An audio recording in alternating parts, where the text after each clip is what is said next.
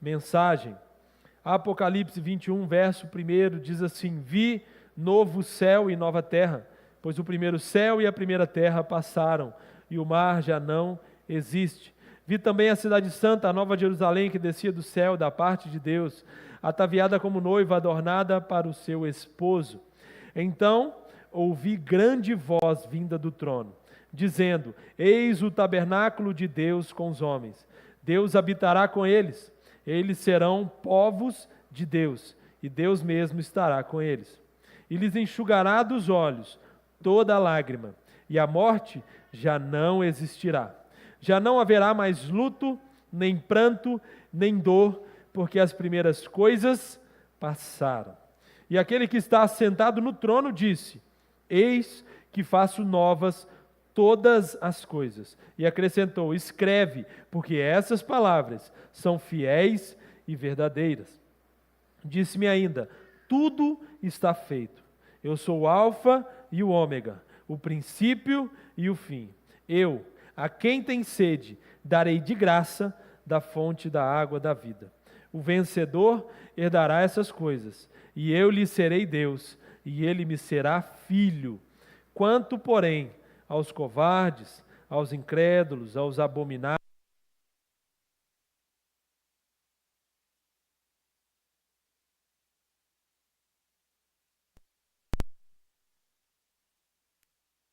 idólatras e a todos os mentirosos, a parte que lhes cabe será no lago que arde com fogo e enxofre, a saber, a segunda morte. Vamos orar mais uma vez? Querido Deus, fale conosco através da Tua bendita palavra. Gera esperança e vida em nossos corações. Em nome de Jesus. Amém. Esse é o final da história, meus irmãos. Já temos o desfecho, já temos os detalhes de como as coisas vão acabar. É extraordinário pensar que João, naquele tempo, já há tantos anos, teve uma visão tão clara de como será o fim. Mas eu queria começar, antes de mais nada, dizendo para você nessa manhã uma verdade muito importante.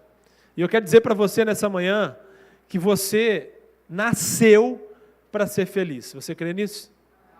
Você nasceu para ser feliz. Acho que o amém não foi tão forte.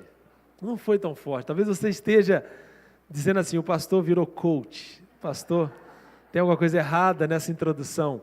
Mas eu quero te dizer nessa manhã que você nasceu para ser feliz. Amém? Amém. Você foi criado para isso.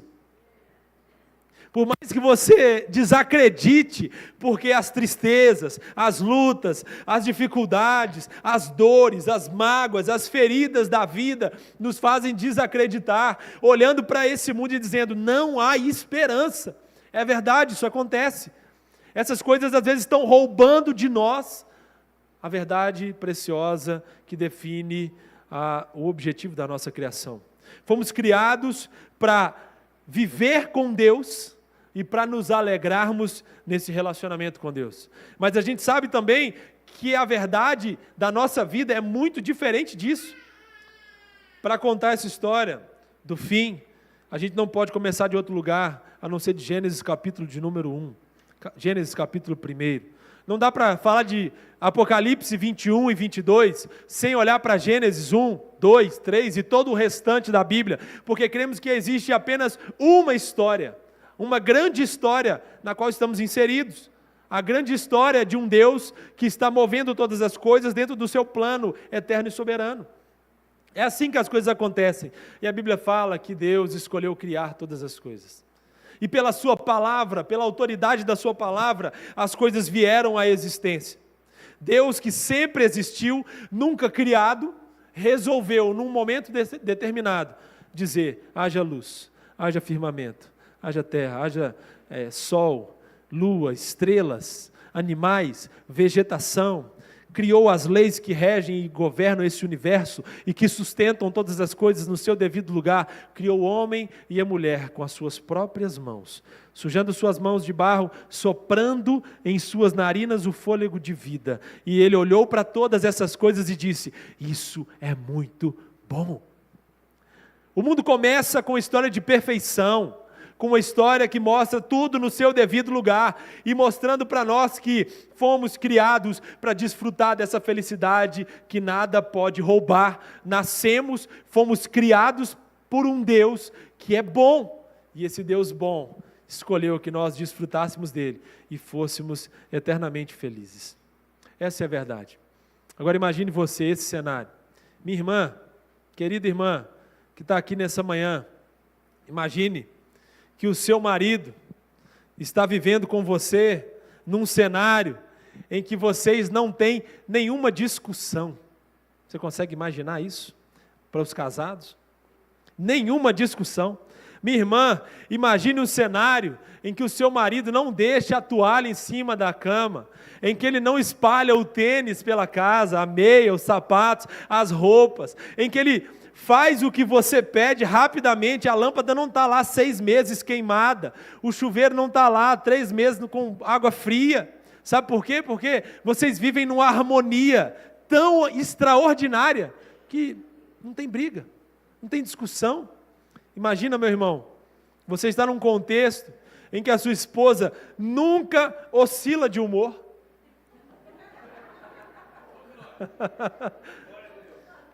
Ela está sempre com o mesmo humor, ela está sempre alegre, sorridente, contente, feliz. As coisas não variam ao longo do mês, está tudo muito bem entre vocês. Vocês se assentam juntos e tem aquela harmonia maravilhosa, desfrutam de refeições sem pressa, sem correria, sem desencontros. Imaginou? Imagine você, filho, que os seus pais são a referência que você tem, e os seus pais estão sempre presentes. Seus pais nunca estão distantes de você. Os seus pais nunca falharam com você. São os pais perfeitos. Eles falam as coisas na hora certa, eles dão o exemplo daquilo que eles pediram a você, eles são o testemunho exato daquilo que vocês esperam. Esses são os pais de vocês. Você consegue imaginar?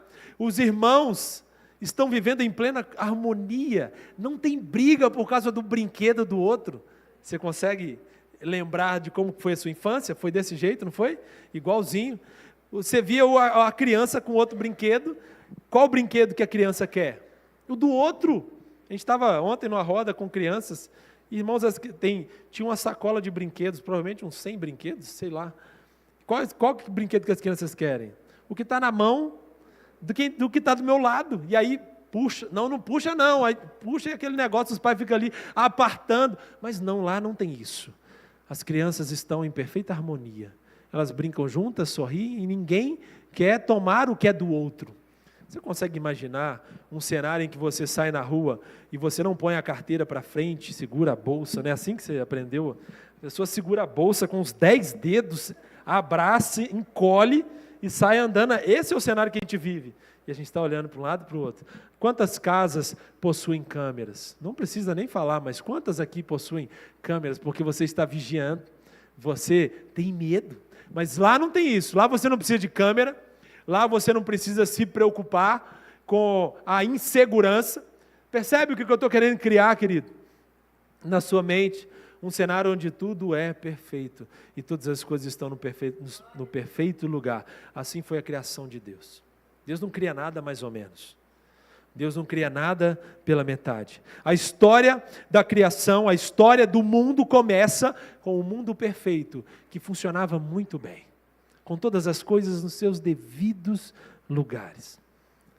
Essa é a Shalom, a perfeita harmonia, a plenitude de todas as coisas. Não me falta nada.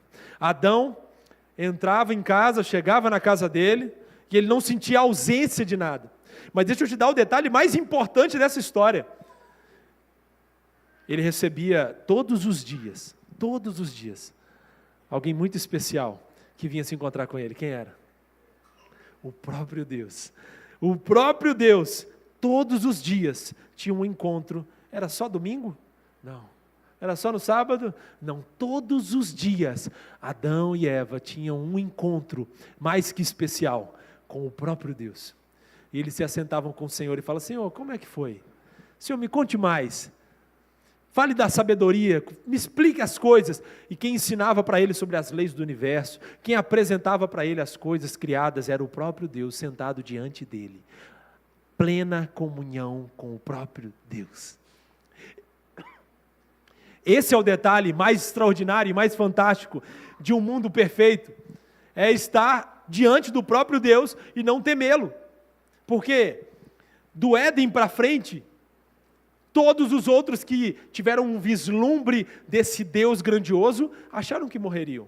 Todos, sem exceção. Todos, sem exceção. Quando colocaram os olhos ou tiveram alguma experiência que dava a eles um vislumbre de quem Deus era, pensavam que morreriam. Mas com Adão não era assim. Imagine que você está num cenário tão perfeito que você pode perfeitamente se assentar com Deus e ouvi-lo. Eu me lembro do texto que diz que uns soldados foram prender Jesus.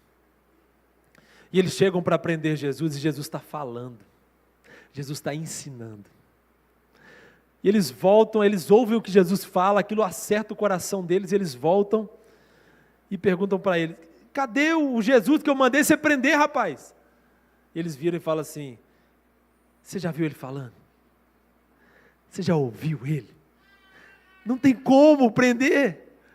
Não é possível. A sabedoria, as palavras dele entram no nosso coração e acertam como um golpe. Não tem como resistir às palavras dele. Ele fala como ninguém. Jesus, demonstrando exatamente, talvez um recorte daquilo que Adão e Eva poderiam desfrutar. Do mundo perfeito, onde eu posso me assentar à mesa com o Senhor, e eu não estou me sentindo indigno, porque eu estou vivendo na santidade desse Deus. E eu posso me relacionar com Ele, olhando nos seus olhos, sem medo de ser morto. Foi assim que Adão viveu. Mas, num dia determinado, eles receberam a proposta. A proposta foi: Adão, Eva, comam desse fruto, porque o que Deus está mostrando para vocês não é tudo. Comam desse fruto. Eva então diz: não, mas Deus disse que nós não podemos comer desse fruto. Satanás então vira e fala: ele disse que vocês não podem comer, nem tocar. Na verdade, no dia que vocês comerem desse fruto, vocês serão iguais a Deus. Os seus olhos se abrirão e vocês verão o mundo como Deus vê.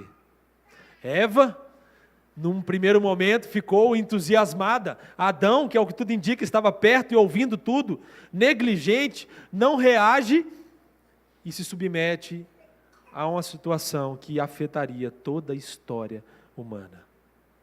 Os dois comem do fruto e têm os seus olhos abertos.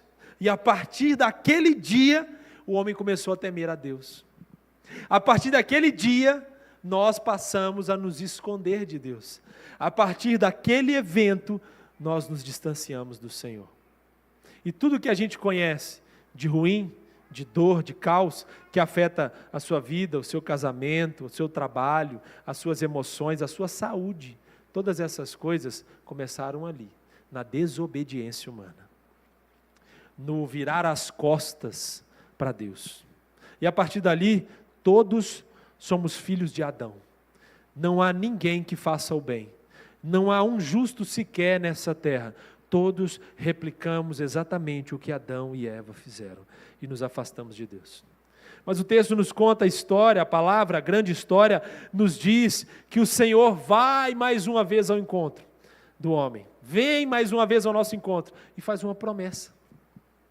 E ele diz: um dia eu vou enviar um descendente que vai pisar a cabeça de Satanás e vai destruir o pecado.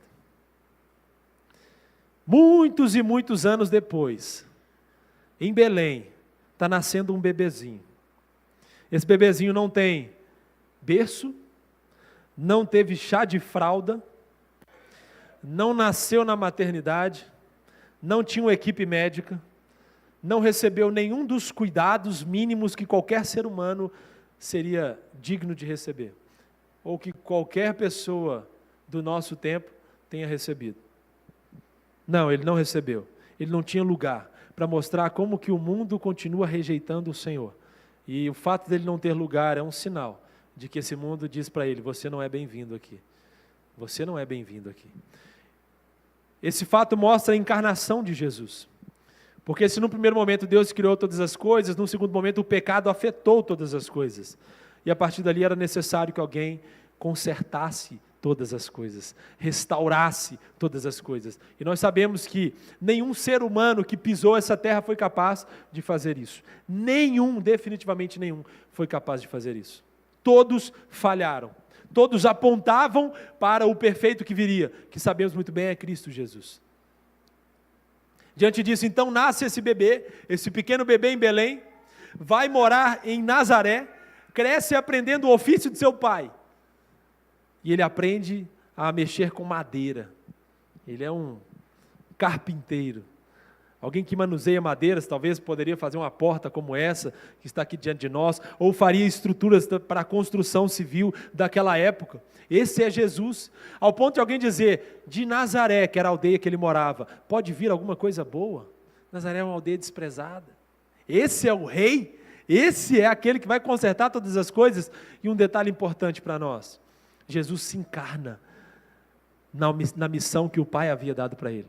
E o que eu quero dizer com isso? Quando Jesus vem, ele vem de um jeito que mostra a sua divindade, obviamente, porque não dá para distinguir as duas coisas, mas ele mostra claramente a sua humanidade.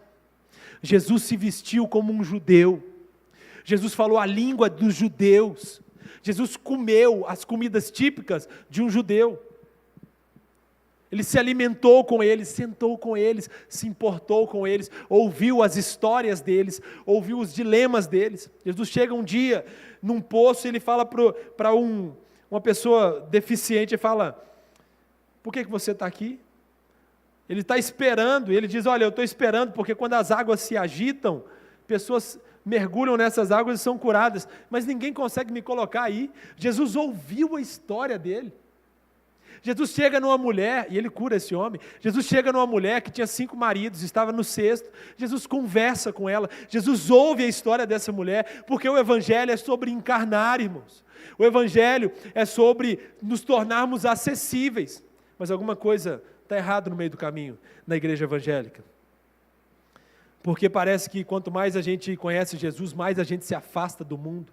Parece que quanto mais a gente conhece a Bíblia, mais a gente se acha diferente, mais a gente se acha especial, mais a gente se põe numa bolha.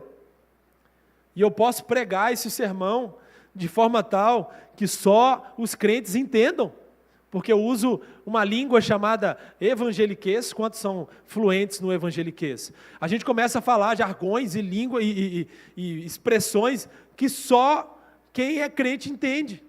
A gente começa a se vestir como crente, uma roupa que vai distinguir a gente, vai dizer, não, esse ali é crente. A gente começa a cortar o cabelo, ou usar isso ou aquilo, como se a gente fosse diferente, e vivemos numa bolha. Queremos colocar as crianças numa bolha, queremos ser diferentes, mas não é diferente nesse sentido que o Evangelho nos ensina. Jesus se fez igual. Paulo vai dizer isso, eu me fiz igual para alcançar todas as pessoas, porque esse é o Evangelho é a encarnação. O que é a palavra de Deus, senão o Deus falando na língua dos homens?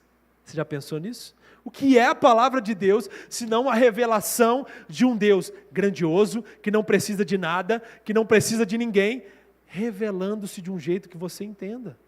E Ele consegue se revelar a você, para que você seja transformado por essa verdade. Esse é Jesus. Jesus vem, se encarna, de forma singela, Ele anda no nosso meio, Ele ouve as nossas histórias, Ele se importa com as nossas dores, e Ele dá um vislumbre daquilo que seria o reino futuro. Quando Ele cura o enfermo, Ele está dizendo, essa enfermidade não é o final, não é a última página. Essa dor, esse luto que você está sentindo, Marta, Maria, que são as irmãs de Lázaro, que foi ressuscitado ao 4º dia. Quando Jesus chega em João capítulo 11, ressuscita Lázaro, Ele está dizendo, a morte não é a última página dessa grande história. Ele está dando um vislumbre, mas ainda não é o fim. Ainda não é o fim. Cristo vem, é rejeitado, As pessoas que estavam em sua volta não o recebem e mandam para uma cruz. O penduram numa cruz. E ele morre numa cruz. Ele é sepultado. Ele é levado para uma sepultura, colocam uma pedra nessa sepultura e por 3 dias ninguém viu Jesus, até que ele ressuscitasse. Ele ressuscita, anda com os seus discípulos e diz a eles: o que eu fiz com vocês, agora vocês vão e façam com outros, façam novos discípulos, ensinem eles a guardar todas as coisas que eu ensinei para vocês. Depois de Jesus ficar com os discípulos alguns dias, ensinando as últimas coisas, ele sobe, ele vai aos céus. E dá uma missão para a igreja, Atos, nós vimos isso aqui no mês passado. E a igreja então começa uma grande missão. A perseguição vem, atinge a igreja, crentes tão extraordinários, tementes ao Senhor, são mortos. E aí você pensa, parece que estava indo tudo bem, parece que o reino de Deus chegou, mas ainda não. E aí vem as dores, vem a morte, Estevão é apedrejado até a morte, Tiago, e outros são martirizados ao longo da história da igreja. Pessoas estão sendo mortas pela sua fé. Quando chegamos no capítulo 1 de Apocalipse, João tem uma visão. E ele vê o Cristo que venceu a morte. E ele diz: João, não temas. Você lembra disso? Nós vimos isso aqui. Não temas. Eu venci a morte e o pecado. Essa é a boa notícia. Mas João ainda está exilado, João está numa ilha, ele está distante, ele não está vivendo no lugar que ele queria, ele não está numa ilha paradisíaca, desfrutando de férias ou de uma aposentadoria tranquila. João está sofrendo a perseguição do Evangelho, e é no momento em que ele está sofrendo, que ele tem a mais gloriosa visão do fim. A mais gloriosa visão do fim. E essa visão do fim vai dizer para nós, como a gente leu aqui no capítulo 21, que há um novo céu e uma nova terra sendo preparados. Nós já falamos do céu, do que acontece agora, do estado, do momento, do local em que o Senhor recebe aqueles que partem hoje. Deus já recebe agora aqueles que são dele, diante do trono do Cordeiro. Mas existe um outro lugar. Existe uma nova criação. E essa nova criação não é mais um jardim. Sabe o que é o extraordinário? Essa nova criação é melhor que o jardim.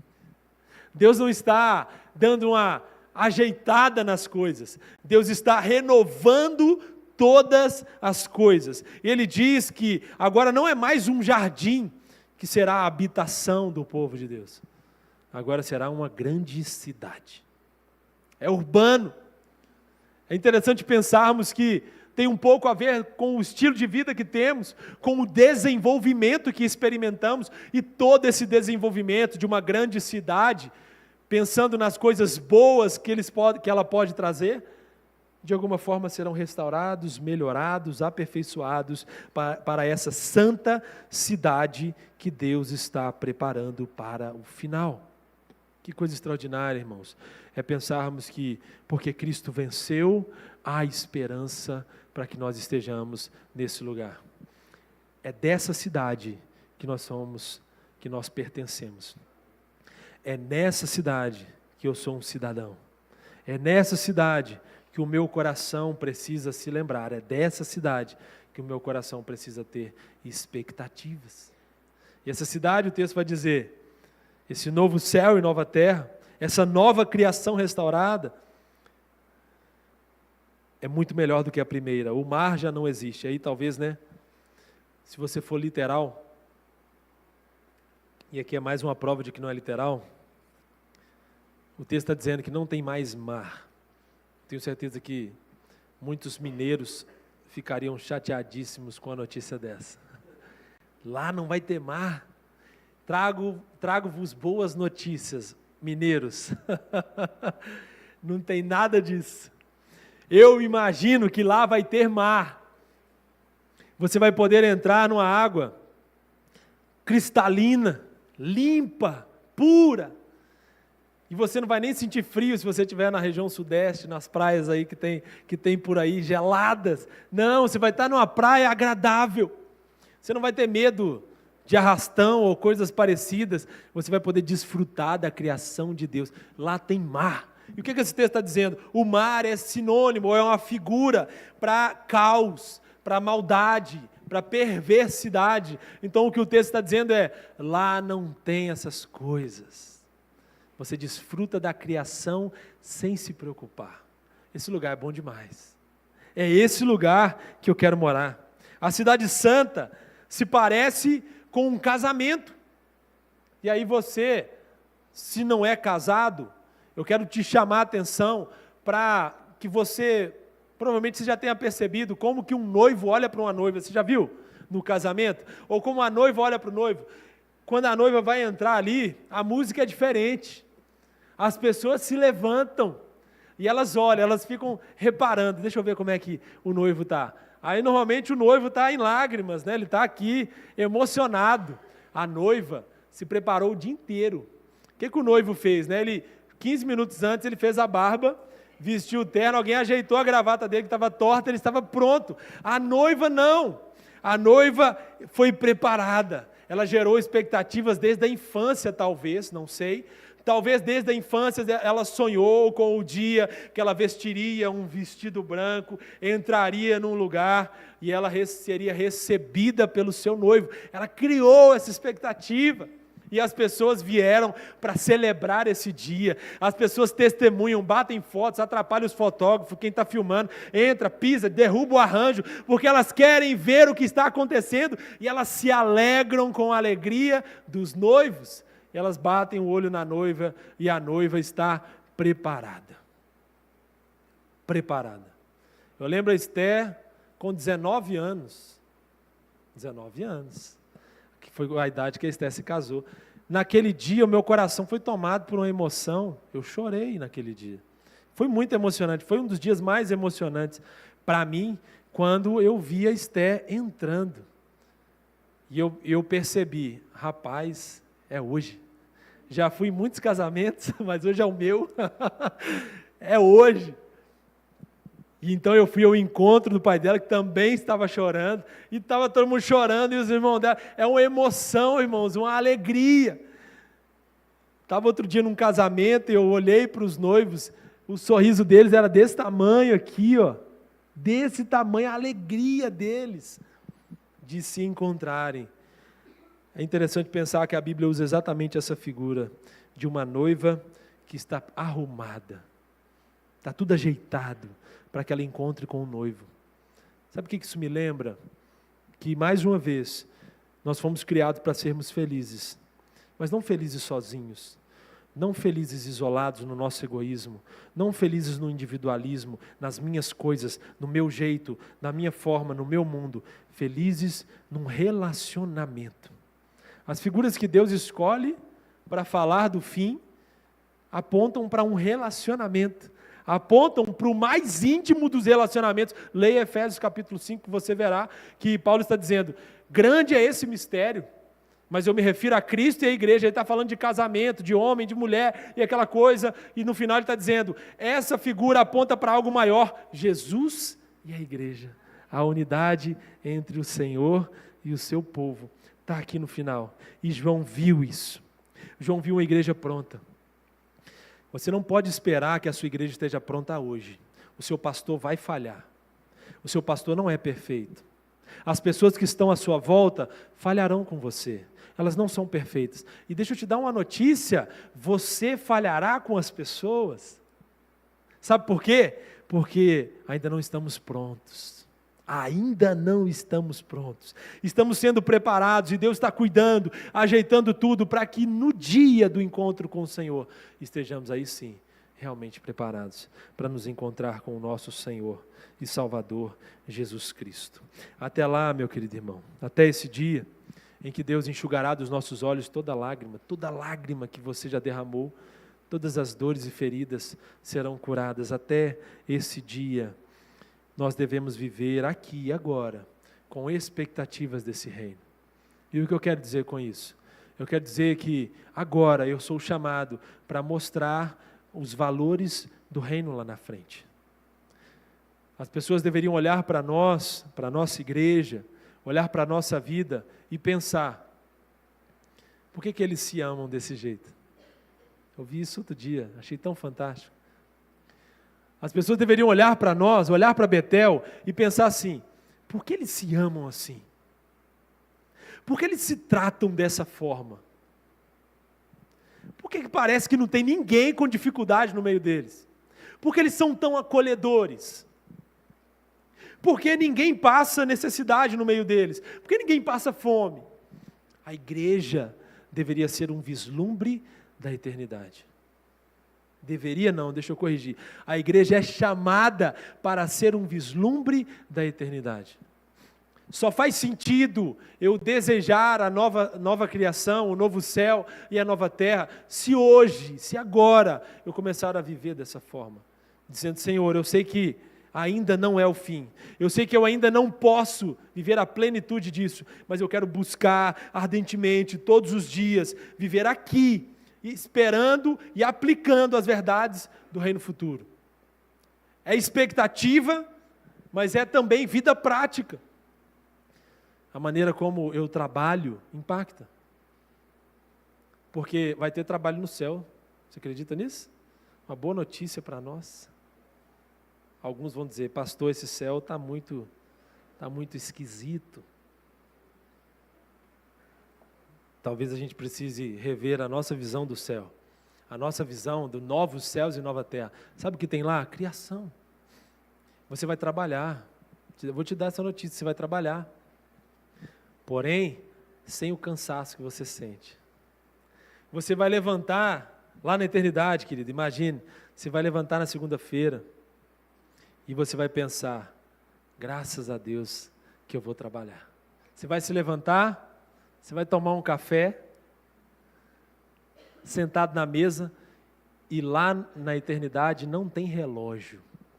Então, para os atrasados aí, uma boa notícia, né? Lá no céu não tem relógio. Você não tem pressa. Você se assenta, você respira. Deixa eu desfrutar. Você olha. Eu me lembro uma vez que eu fiz um trajeto a pé, que eu fazia de carro 1 milhão de vezes. Eu comecei a reparar, falei: mas essa árvore sempre estava aqui? Eu olhei assim: mas que casa diferente, será que ela sempre esteve aqui? Eu comecei a falar: gente, eu não passo aqui não. Sabe por quê? Porque eu passo a 60, 40 por hora. E quando a gente passa rápido, a gente não repara. Sabe o que acontece muitas vezes? A gente está correndo tanto que a gente não vê a beleza que está à nossa volta. E assim a gente não consegue nutrir dentro do nosso coração um desejo pelo que Deus vai fazer lá na frente.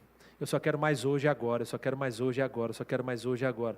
Mas o ritmo da eternidade é diferente.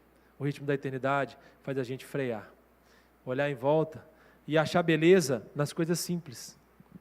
Achar beleza nas coisas mais simples. É olhar para uma criança pequena, é olhar para um passarinho que está numa árvore, olhar para a criação de Deus, olhar para um mar.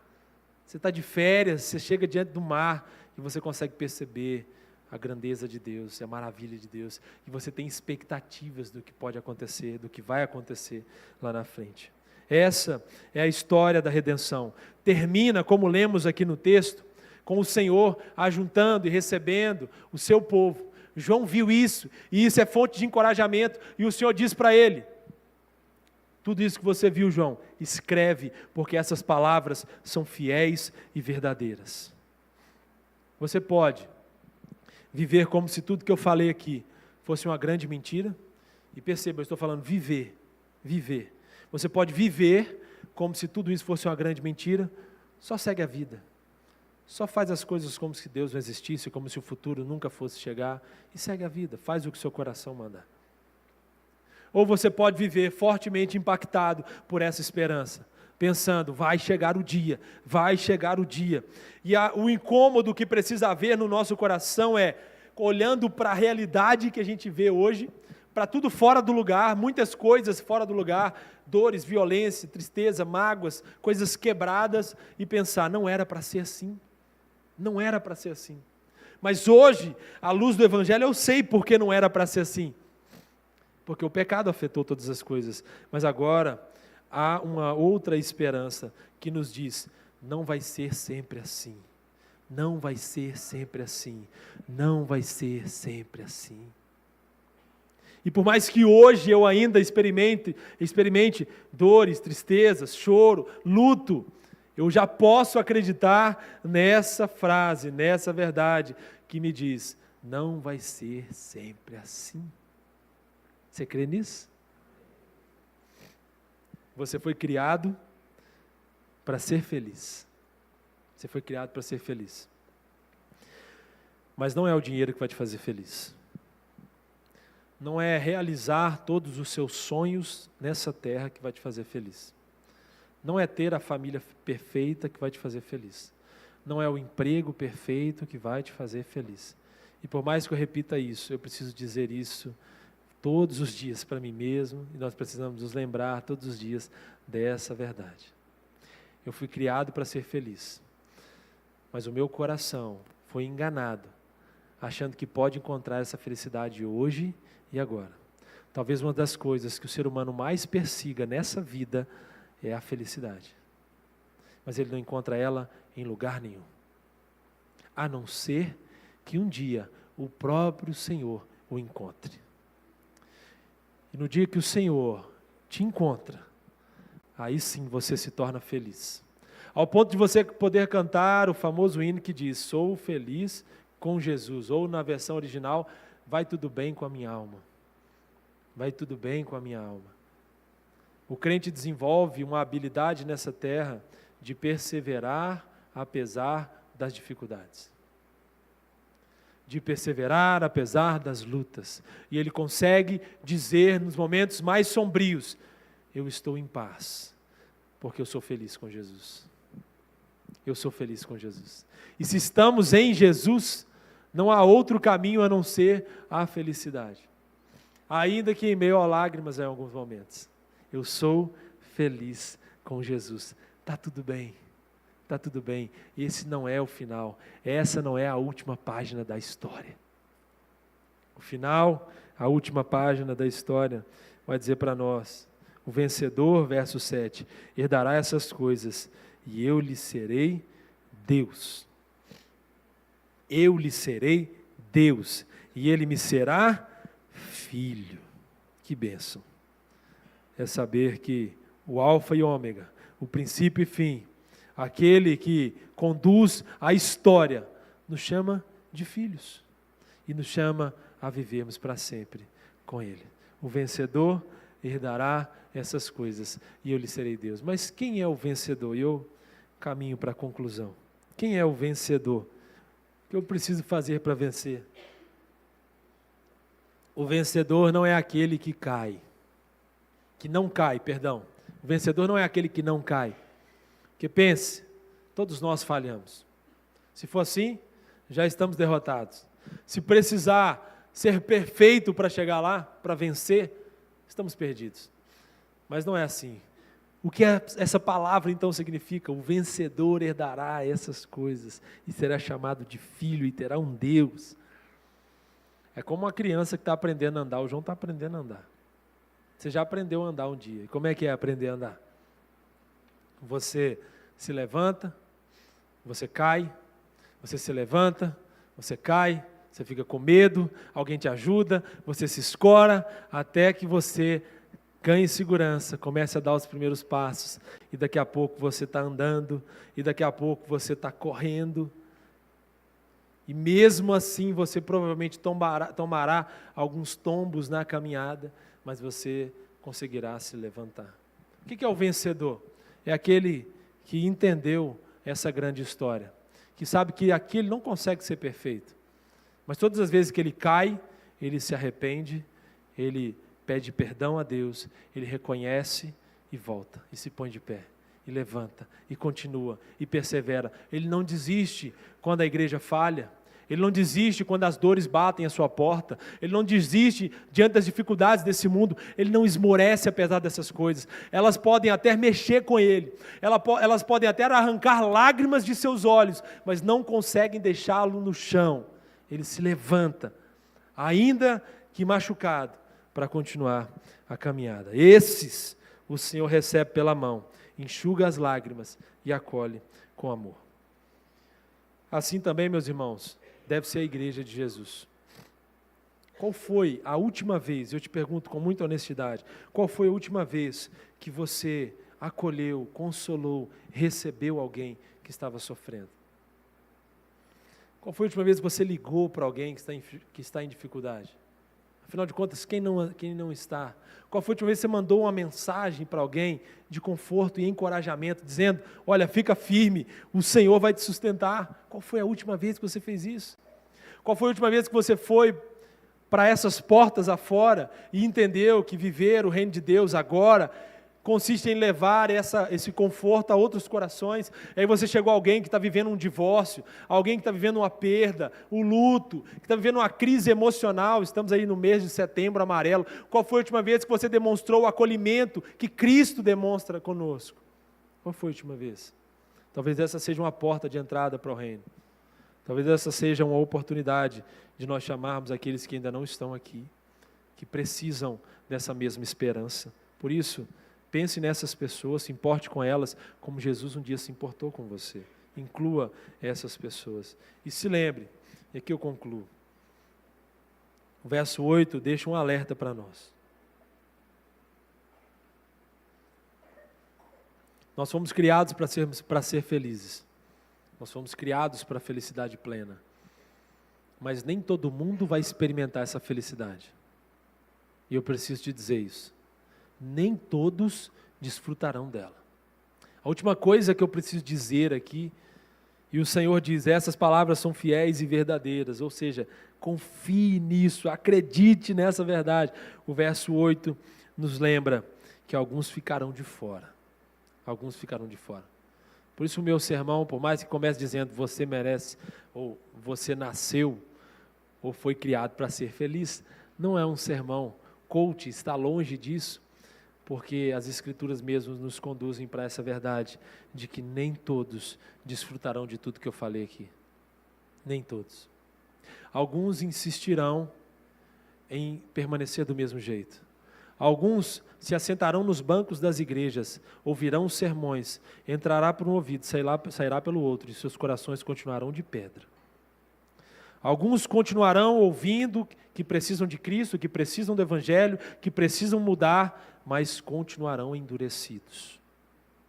Eles até circularão pelos ambientes religiosos, frequentarão cultos religiosos, dirão que fazem parte, às vezes estarão com seus nomes em halls de membros de igrejas, mas nunca tiveram um encontro verdadeiro e transformador com Jesus. Esses não estão incluídos dentre aquele povo que será acolhido pelo Senhor e viverá para sempre com Ele. Nessa manhã, mais uma vez, o Senhor nos dá a oportunidade de abrir verdadeiramente o nosso coração, ou de, quem sabe, voltarmos à essência da nossa vida, que é adorar a Deus e desfrutar dele para sempre, e nos alegrarmos nele para sempre. Talvez você frequenta uma igreja, mas ainda não foi realmente transformado. Talvez você até participou de outros cultos, mas nunca ouviu verdadeiramente a voz de Deus te chamando para um compromisso. Eu preciso encerrar Apocalipse, essa série, te lembrando que essa vida é a única oportunidade que temos para que o nosso coração esteja arrependido diante de Deus. Não existem segundas chances, não existem outras oportunidades. O fim virá. E podemos dizer nas palavras do próprio livro de Apocalipse, que o fim virá e não tardará. Não sabemos o dia, não sei quando, mas uma coisa eu sei, o Senhor voltará. Ele virá para buscar a sua noiva, Ele virá para encontrar a sua igreja, Ele virá para restaurar todas as coisas definitivamente. Mas nesse dia, não será dia de oportunidade, não será dia de mudança, a mudança é hoje. A mudança é agora. Meu apelo a você nessa manhã é: se renda a Cristo hoje, porque Ele é a fonte de toda alegria, a fonte de toda esperança, a fonte de toda redenção e o único que pode trazer plena restauração. Só Jesus, só Cristo pode fazer isso. E eu espero do fundo do meu coração que essa palavra, que essa verdade faça sentido para você. Eu desejo do fundo do meu coração que o Senhor ainda alcance muitos outros e chame muitos outros. Existem pessoas tão queridas que eu gostaria de ver rendidas aos pés de Jesus. Existem pessoas que eu amo tanto, que eu gostaria que estivessem desfrutando do que hoje eu desfruto, ou que conhecessem a alegria que hoje eu conheço. Eu preciso pedir a Deus que me ajude a trazê-las, que me ajude a falar desse amor para elas, e que a nossa igreja seja essa igreja de portas abertas, igual essa igreja está aqui agora, com portas escancaradas, para que muitos outros que estão sem esperança, aflitos e angustiados, recebam a mesma paz que um dia invadiu o nosso coração. Amém? Que Deus nos use. Vamos nos colocar de pé, vamos orar pela última vez, encerrando esse culto.